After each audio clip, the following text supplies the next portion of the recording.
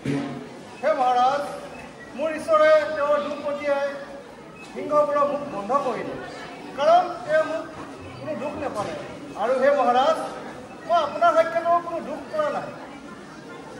সেনাপতি সেনাপতি মহাৰাজ, এতিয়াই দানিয়েলক সিংহৰ কথা পাতি ভাল নহয়, পলন্দ কৰিব।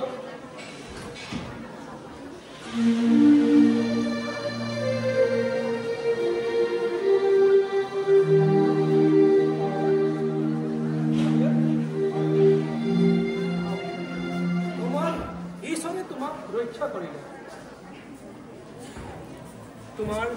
তোমাৰ গাত কোনো আঘাতৰ চিন নাই। হে মহাৰাজ, মোৰ ঈশ্বৰৰ প্ৰতি মোৰ অগাধ বিশ্বাস আছিল যে তেওঁ মোক এই সিংহবোৰৰ মুখৰ পৰা ৰক্ষা কৰিব। যোৱা, তুমি বিশ্ৰাম লোৱা।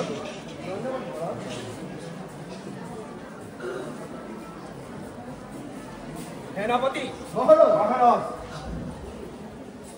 মই তোমাক এতিয়াই আজ্ঞা কৰিছো যে যিসকলে দানিয়েলৰ বিৰুদ্ধে মিছা অভিযোগ আনিছিল সেইসকলক তুমি এতিয়াই ধৰি আনা আৰু তেওঁলোকৰ পুত্ৰ আৰু ভাৰ্যাসকলক সেই সিংহৰ গাঁতত পেলাই দিয়া।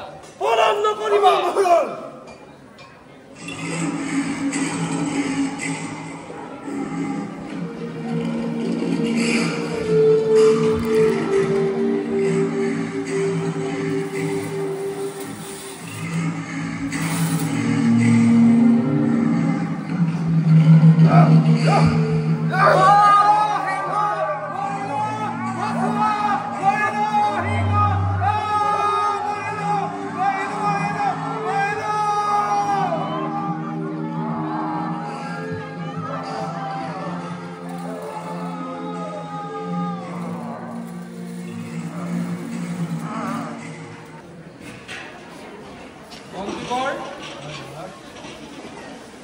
মোৰ এই পত্ৰ গোটেই পৃথিৱীৰ নিবাসী জাতি ভাষা সকলোলৈ লিখা যে তোমালোকলৈ অতিশেই শান্তি হওক।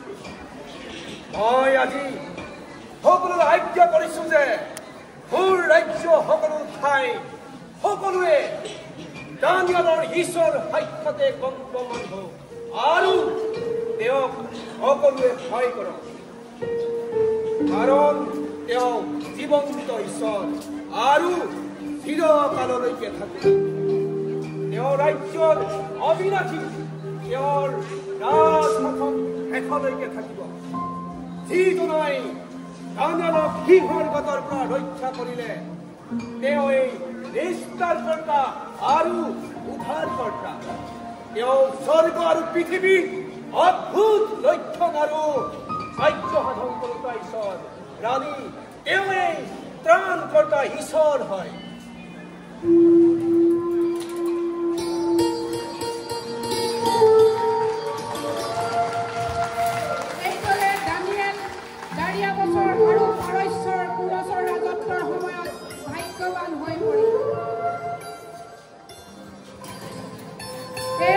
আপোনালোকলৈ দুলীয়াজান মণ্ডলীয়ে প্ৰদৰ্শন কৰা দানিয়েলৰ নাট্যৰূপ।